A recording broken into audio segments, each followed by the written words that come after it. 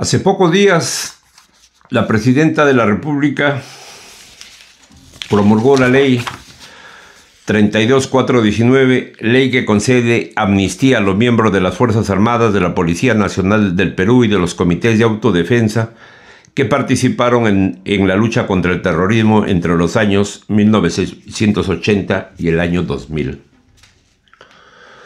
Esta ley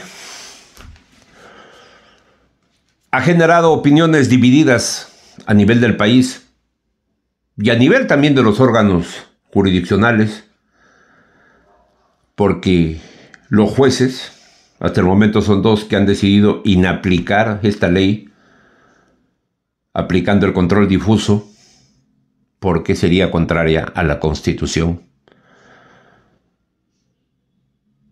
Y porque también hace pocos días la Corte Interamericana de Derechos Humanos le ha pedido al gobierno peruano no aplicar esta ley. Como ustedes saben, el Perú está adscrito al sistema de la Corte Interamericana de Derechos Humanos,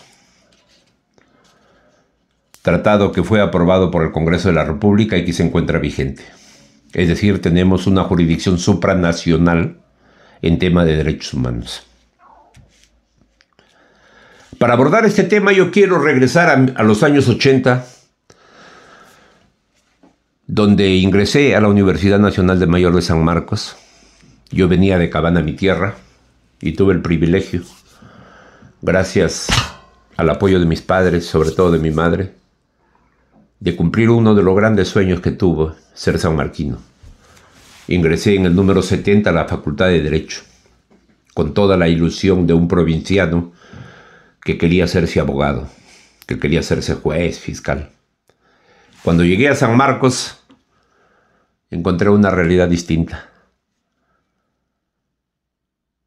La Universidad de San Marcos, tanto la ciudad universitaria que está en Venezuela,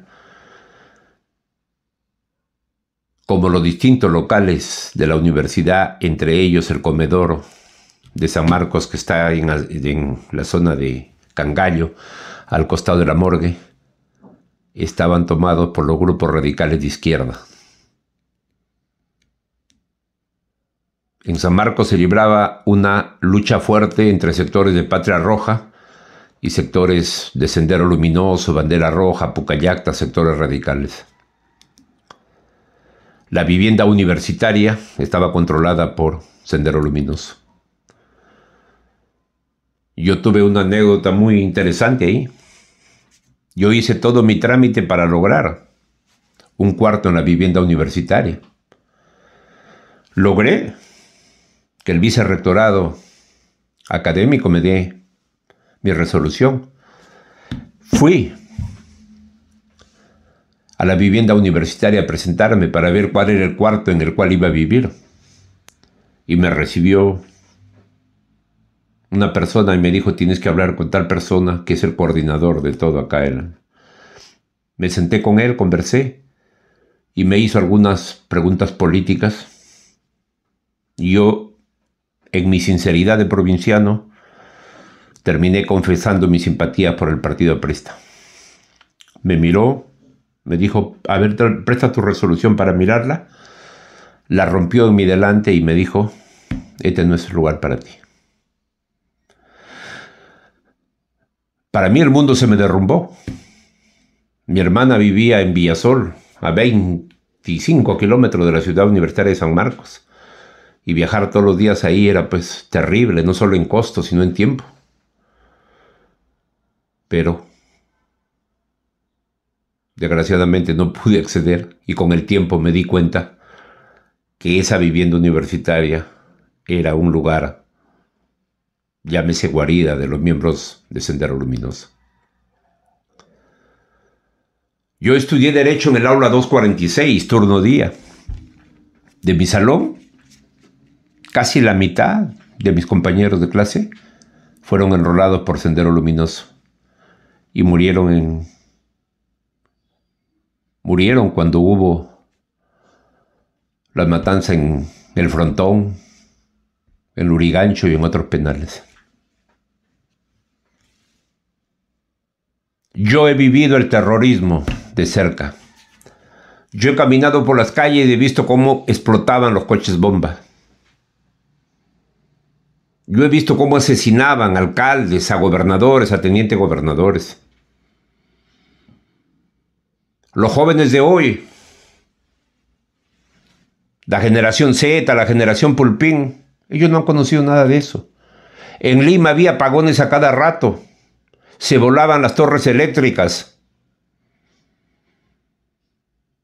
Mataban a diestra y siniestra.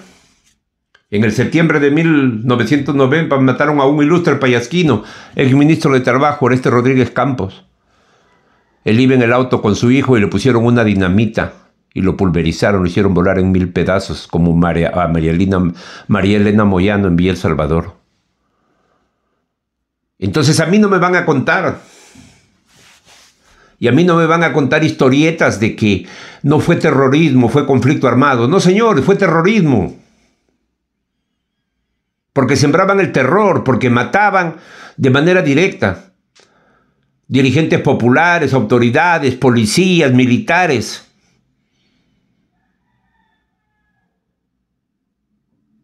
Sendero Luminoso le declaró la guerra al Perú. Y en una guerra, señores, hay muertos. En una guerra, señores, hay bajas. En una guerra, señores, hay muertes de ambos bandos. Según datos de la CBR, 70,000 personas murieron en la época del terrorismo. 15,000 entre autoridades, policías, militares. Lo demás, población civil. Es cierto que hubo excesos. Sí, hubo excesos. Como en toda guerra hay excesos. Que son hechos individualizados y que han sido judicializados. Pero a mí nadie me va a decir que los señores que estaban en Barrios Altos en La Pollada no eran terroristas. Nadie me va a convencer que el profesor y los estudiantes de la Cantuta no eran terroristas. Obvio, no merecían morir así, es cierto. Pero si ellos hubieran tenido una pistola a la mano, ¿ustedes que no creen que hubiera disparado con todos los policías o contra todas las autoridades a las cuales ellos le llamaban parte del Estado caduco y burgués? Así es. Eran cédulas enquistadas en las universidades. Yo lo he vivido en San Marcos. En el estadio de San Marcos entrenaban. Cuando atacaron Acción Popular, la investigación policial determinó que ahí habían ensayado cómo lanzar las bombas. Y eso lo conocí de manera directa porque un compañero de clases estuvo en ese atentado. Y la única vez que fuimos a visitarlo al frontón, nos contó, con orgullo. Entonces, señores, quienes pusieron el pecho para librarnos del terrorismo, no fueron los caviares, no fueron los intelectuales, no fueron los periodistas. Los que pusieron el pecho fue las Fuerzas Armadas, las fuerzas policiales, fueron las rondas campesinas, los comités de autodefensa. Ellos se enfrentaron al terrorismo de Sendero Luminoso. Y no es justo que tengan procesos que no concluyan más de 30 años investigados, judicializados, muchos de ellos condenados.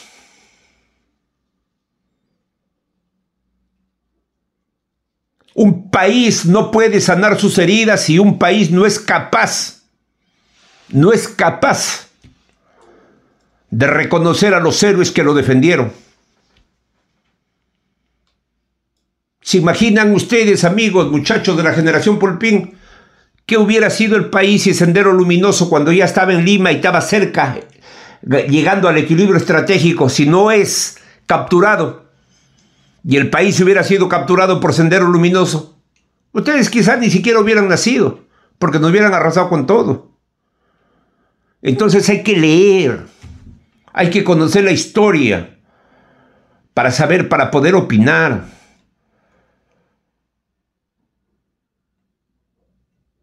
Si nosotros no conocemos nada de la historia, simplemente vamos a tomar partido por tomar. Ah, no, esa ley de amnistía está contra los deudos de los derechos humanos, contra el profesor y X cosas. Sí, pues, murieron. Pero las investigaciones demostraron que los alumnos de la Cantuta y el profesor eran terroristas.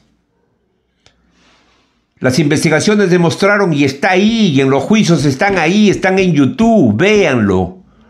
Quedó demostrado que había una célula que actuaba en Barrios Altos. Yo no estoy inventando estas cosas, están ahí.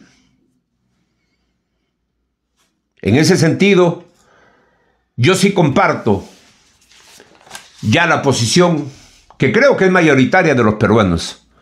Si nosotros ingresamos a la Corte Interamericana de Derechos Humanos fue para cautelar en instancia supranacional los derechos humanos de los peruanos.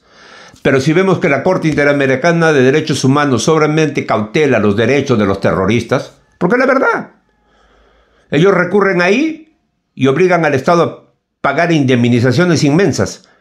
Pero hasta ahora que yo sepa, no se han pronunciado por la indemnización de un policía, de un militar, de un alcalde, de una autoridad, de una persona común. No lo han hecho. Entonces, si es que no lo hacen, ¿de qué nos sirve a nosotros la Corte Interamericana de Derechos Humanos? Es un gasto, porque nosotros tenemos que poner dinero para que ellos cobren sus jugosos sueldos. Entonces es hora ya. Es hora que se denuncie este tratado firmado por el Perú. Es hora que se denuncie. Muchos dicen, no, va a demorar mucho tiempo en salir. No. Venezuela denunció el tratado en el 2012, en el 2013 estaba fuera de la Corte Interamericana de Derechos Humanos. Así de simple. Nosotros somos un país soberano. Tenemos un Congreso. Elegimos nuestras autoridades. Nos damos las leyes que creemos son las más correctas para nuestra sociedad. Y no puede venir un grupete ideologizado a decirnos qué es lo que tenemos que hacer o qué no hacer. Yo creo que ha llegado la hora de decirle al carajo a esa Corte Interamericana de Derechos Humanos que se queden ahí ellos y nosotros ejercer nuestra soberanía, saber reconocer a aquellos que lucharon por vencer al terrorismo, y nosotros somos capaces, porque aquí en el Perú nuestros jueces han sido capaces de sentenciar a todas aquellas personas que han excedido en sus funciones y han verdaderamente vulnerado derechos humanos. No necesitamos de una corte, suficiente con lo que tenemos. Así es, amigos, y no se olviden pues de suscribirse a nuestro canal de Frente y Sin Vaselina para que podamos nosotros tener información clara, cierta, oportuna del acontecimiento nacional, regional, local y también de lo que sucede en la aldea global. Muchas gracias.